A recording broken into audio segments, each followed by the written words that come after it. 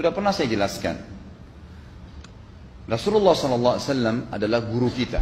Sepakati dulu poin ini. Tidak ada guru bagi umat Islam siapapun yang syahadat kecuali Nabi Muhammad SAW. Ini disepakati dulu. Semua dai dan ulama adalah pewaris beliau. Artinya harus mewariskan ilmu yang beliau ajarkan. Apa yang diajarkan itu yang disampaikan ke umat. Yang tidak diajarkan mereka larang agar dikerjakan. Kan begitu mestinya. Ini kaidahnya dulu. Masalah kasus ada orang imam pimpin doa setelah sholat. Jangan dibahas doanya. Doa adalah ibadah. Tapi begini, sebelum anda kerjakan satu ibadah, tanya. Saya mau ziarah kubur. Jangan ziarah kubur sebelum anda tanya. Bagaimana Rasulullah SAW ziarah kubur. Agar jangan anda buat-buat ziarah kubur itu. Adanya orang taruh kembang di kuburan, siram air, buat batu nisan, pasang lampu, baca zikir-zikir di sana. Karena dia mau ziarah kubur semaunya sendiri. Tidak bisa. Anda muslim, punya kiai, punya Rasulullah SAW. Suri toladan kita. Uswatun hasanah. Tanya Rasulullah ziarah kubur bagaimana. Rasulullah SAW dalam hadis Bukhari menziarahi kubur Baqi. Datang, memberikan salam, mendoakan mereka, pulang. Nggak ada lagi yang lain. Nggak pernah Nabi SAW bawa kembang, siram kuburan karena sudah kering. Padahal Madinah panas 50 derajat, pecah-pecah tanahnya. Ada istilah di Indonesia kalau tanahnya pecah, kesin lagi diazab di bawah, kasih air. Kasih kembang biar wangi, biar ditaruh kembang yang paling mahal. Kalau dia ahli maksiat tetap disiksa di bawah gitu kan. Jadi nggak bisa itu patokannya. Mau sholat, jangan pernah sholat dulu. Tanya Rasulullah sholat bagaimana, belajar 5 menit bisa. Oh rukunya begini, sujudnya begini, sama. Baru Allah terima. Tujuan Nabi SAW diutus untuk apa? Untuk dicontohi, diciplak hidupnya. Cara makannya, cara tidurnya, berpakaian, bahkan cara jalannya saja. Para sahabat contohnya, Nabi jalan begini. Bukankah ada hadis yang mengatakan sahabat berkata Rasulullah SAW kalau jalan seperti orang turun dari bukit. Mereka sampai membahasakan itu.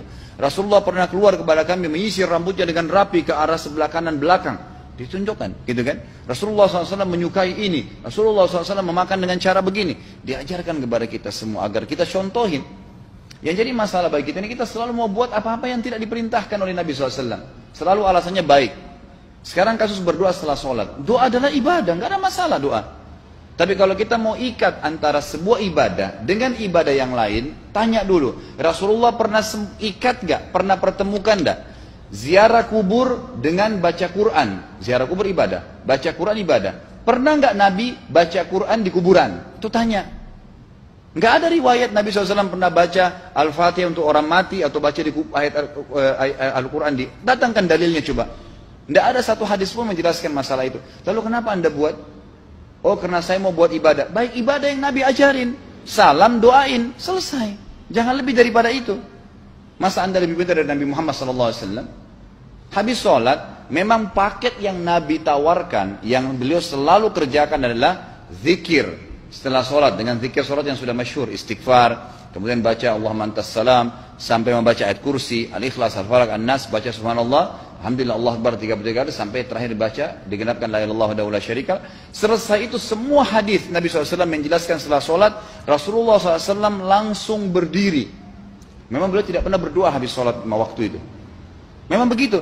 Bukan doanya yang jadi masalah, bukan. Karena Rasulullah tidak kerjakan, jadi kita tidak kerjakan. Saya tekankan dalam pengajian saya, kalau anda punya hajat berdoa, berdoalah setelah sholat ba'diyah. Insya Allah aman. Karena sudah lepas dari paket yang Nabi tentukan. Selama Rasulullah SAW sudah mencontohkan dan memerintahkan sebuah perbuatan, ditentukan tempatnya, jumlahnya, waktunya, jangan pernah dilanggar. Habis sholat bacalah subhanallah 33, alhamdulillah 33, Allah Akbar 33. Jangan anda bilang saya bisa baca 100. Loh Rasulullah suruh 33 kok. Ditentukan, jangan lebih pintar. Nanti setelah sholat, jangan ikutkan dengan paket rangkaian sholat ini. Di luar waktu sholat anda membaca 100 silahkan. Karena nggak ada penekanan di situ. Kalau ada penekanan waktu, tempat, dan jumlah, jangan dibantah. Anda pengikut Rasulullah atau bukan gitu kan? Harus jadi jelas. Yang membuat umat ini di Indonesia juga jadi masalah sekarang karena mau buat sendiri. Semaunya sendiri. Kenapa akhi, kenapa Pak Kiai, kenapa Habib, kenapa Ustadz, kenapa buat ini? Bukankah Rasulullah tidak mencontohkan? Oh nggak apa-apa, ini kan baik. Loh, kalau semua orang berkata seperti Anda, apa yang tertinggal dari agama kita? Kira-kira apa lagi yang tertinggal? Nggak ada kemurnian agama karena semua orang mau buat semaunya. Gitu kan? Semaunya sendiri. Pindah rumah, baca berzanji. Apa itu berarti sejarah Nabi? Kenapa baca berzanji saudaraku? Rasulullah untuk pindah rumah pernah baca-baca gitu nggak? Nggak pernah. Kenapa dibuat? Anda muslim bukan? Muslim. Ya saya harus ikuti. Kalau tidak akan terus ini mengakar nih. Anda buat satu bid'ah sekarang, bid'ah itu lawannya sunnah. Anak Anda akan buat 10 bid'ah, cucunya akan buat 100 bid'ah, akan banyak bid'ah merakar di masyarakat, dan agama akan ditinggalkan. Kemurnian sunnah akan hilang, gitu kan? Ini bahaya. Ingat, Nabi SAW mengatakan kepada kita dengan hadis yang sangat jelas. Hadis sahih riwayat Imam Ahmad bunyinya begini. Semoga Allah merahmati umatku yang menukil dariku seperti apa yang aku ajarkan atau sebutkan. Sampai ulama hadis mengatakan Nabi ucapin habis sholat astagfirullah, maka sahabat tidak ada berani yang menambah azim. Nggak ada sahabat yang bilang astagfirullah azim habis sholat, nggak ada. Astagfirullah saja karena Nabi ucapin itu. Mereka mengakui tidak lebih pintar daripada Nabi SAW. Kenapa kita harus tambah? Astagfirullahaladzim, wali walidayya, wali muslimin, panjang. Dari mana ini semua? Ditambah-tambah, diembel-embelin, kenapa? Akhirnya keluar dari ajaran Nabi Muhammad SAW. Ini masalah gitu kan? Kenapa harus dilakukan? Peringatan maulid Nabi sudah sering saya ingatkan. Anda tanya semua yang buat maulid, kapan maulid itu sejarahnya ada? Semua buku sejarah menjelaskan tahun 230 Hijriah. Nabi meninggal tahun berapa? 11 Hijriah. Gitu kan? 11 Hijriah. Lalu kenapa harus ada dilakukan? Dan dari mana sejarahnya? Yang membuat pertama adalah orang-orang Syiah. Sejarahnya jelas dari Fatimiyah. Semua buku sejarah sepakat mengatakan bahwasanya maulid munculnya di zaman Fatimiyah. Dinasti Fatimiyah, orang-orang Syiah di Mesir, gitu kan? Dan mereka punya 6 macam maulid yang sampai hari ini masih dikerjakan di Iran. Ada maulid Nabi SAW, Hasan, Husain, Ali, Fatimah, dan raja mereka. Sampai hari ini masih ada. Kenapa orang-orang waktu baca maulid, baca salawat sambil berdiri pegang tangannya taruh di dada? Karena keyakinan orang Syiah, ruhnya Nabi SAW sedang lewat. Anda tahu nggak itu? Banyak orang kita buat tidak tahu. Yang penting bahasa Arab ikut saja, gitu kan? Tidak bisa. Nabi SAW tidak pernah rayakan. Pernah ada yang bilang sama saya, Ustaz, kan Nabi SAW pernah bilang, waktu ditanya tentang puasa Senin, beliau mengatakan hari itulah aku dilahirkan. Terus kenapa? Berarti boleh merayakan ulang tahun hari Senin, gitu kan? Tidak. Nabi SAW cuma menginformasikan bahwasanya beliau lahir di hari Senin. Dan beliau tidak pernah ngumpulin sahabat untuk baca bersama-sama, merayakan hari raya. Beliau tidak pernah. Kalau itu benar, Nabi nggak bakal tinggalkan kok. Ibnu Katsir rahimahullah, garis bawahi poin ini. Ibnu Katsir rahimahullah, dalam tafsir beliau, tafsir Quran Azim. Dan subhanallah Ibnu Katsir ini, kata ulama, hampir semua kalangan golongan itu banyak memakai buku beliau. Walaupun berbeda dari sisi pemahaman yang lain, tapi tafsirnya kebanyakan kembali ke tafsir beliau. Beliau mengatakan tafsir surah Al-Maidah ayat 3 yang bunyinya a'udzubillahi minasyaitonir rajim, al-yawma akmaltu lakum dinakum. Hari ini saya sempurnakan agama kalian, kata Allah. Ya. Wa atmamtu alaikum nikmati. Saya sempurnakan nikmatku pada kalian. Artinya tidak butuh yang lain. Wa raditu lakumul Islam madina. Saya ridha Islam sebagai agama kalian. Kata beliau, ayat ini turun menandakan dan memastikan bahwasanya Nabi Muhammad SAW tidak meninggal dunia kecuali sudah mengajarkan semuanya. Yang hitam, yang putih, yang gelap, yang terang, yang susah, yang muda, ya, semua dijelaskan.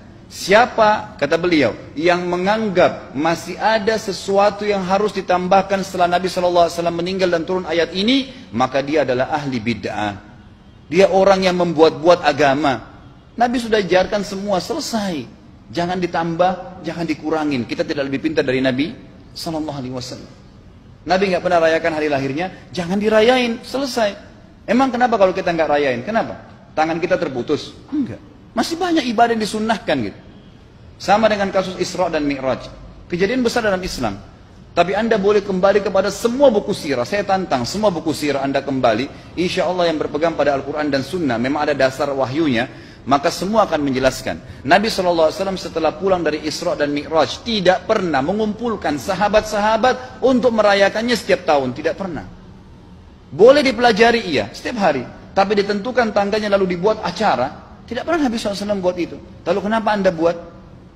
Kalau Anda mau tetap buat, ya silahkan. Itu hak terserah Anda. Tapi saya ngajak kepada Anda kembali kepada kemurnian ajaran Nabi SAW. Kita tidak akan pernah kembali. Kata Syekh Utsaimin rahimahullah, umat Islam ini akan kembali kepada kejayaan mereka kalau mereka betul-betul kembali kepada ajaran Rasul mereka Muhammad SAW. Murnikan ajaran Nabi yang jalankan seperti yang beliau ajarkan, selesai, akan aman. Pasti akan kembali kejayaannya. Kita nggak bisa saling menghardik, saling menyalahkan yayasan ini, organisasi ini, kelompok ini, karena masing-masing mau beristidlal sendiri, mau menjalankan sendiri hukum-hukum agama ini, bukan mengikuti sunnah Nabi SAW. Jemaah haji kita, jemaah umrah, datang ke Mekah, tur dalam kota Mekah, naik ke gunung untuk lihat Gua Hira. Kenapa naik ke Gua Hira? Oh, Rasulullah pernah di sini. Baik, saya jelaskan. Nabi Muhammad SAW ke Gua Hira sebelum turunnya wahyu.